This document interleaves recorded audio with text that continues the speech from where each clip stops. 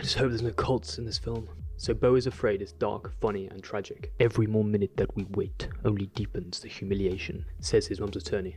Also, sort of judgment figure. So we enter dream caves, pop-up picture book style, dreamscapes, with beautiful illustrative elements. And Beau's anxieties are shown to us within prodigious stages and formalities, like a massive flooded auditorium. And this world is a product of Beau's overbearing and monstrous mother, who guilt trips him like some Kafka nightmare, using hyper-surveillance to do that. And some of it reminds me of Brazil, the big, oppressive, authoritarian state, the individual getting consumed by newspapers on the street, which is a great fucking scene. So Beau enters this world already guilty, by not reciprocating affection exactly how his mother wants, which is barbaric. I mean, it wasn't his fault she had to squeeze him out. And this guilt has crippled him with indecision, with fecklessness, with agoraphobia, with fear. And the entire premise of the film is like some odyssey of him trying to get to his mother's funeral. So the boundary between Beau's subconscious and reality is blurred to an extent, but it is still discernible.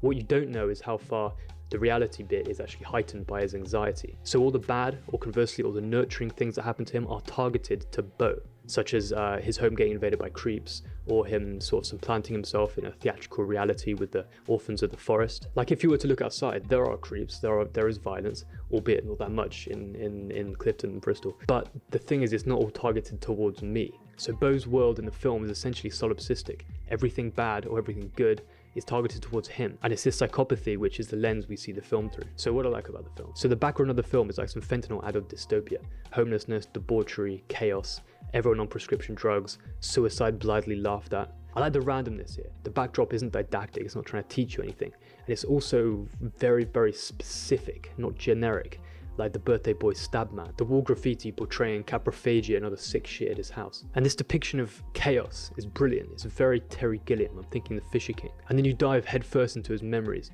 these pauses of darkness and sort of abstract visuals through sort of chandelier fragments. But I have to tell you, in general, I don't like Ari Aster's films at all. With all the amount of chaos involved, don't we need a little bit of cinema verite to properly capture it?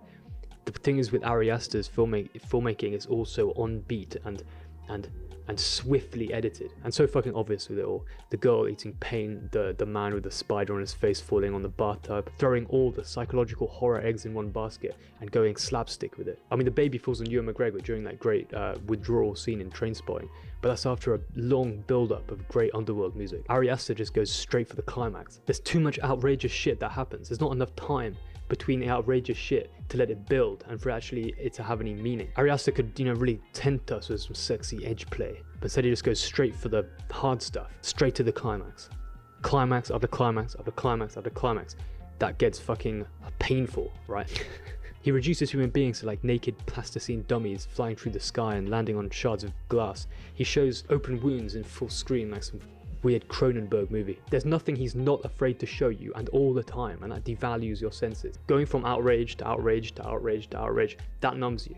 Enough of the bombastic outrage shit, please. Some of it reminded me of the lame horror movie Get Out. But the up point of the film was a dream sequence, with a deep foray into fairy tale motifs, a fulfilling pastoral life which is blighted by a biblical storm.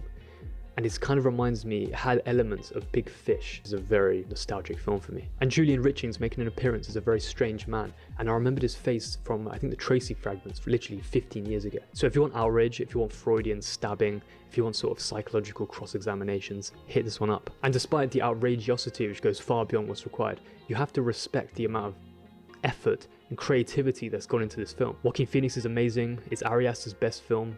Although I didn't like the other two, so it's not really saying much. That's been scrutinized. So obviously you might not agree with everything I said, but how do I know if you don't tell me? Put your comments down there. Let me know shit. Take me down a level. Thank you for watching.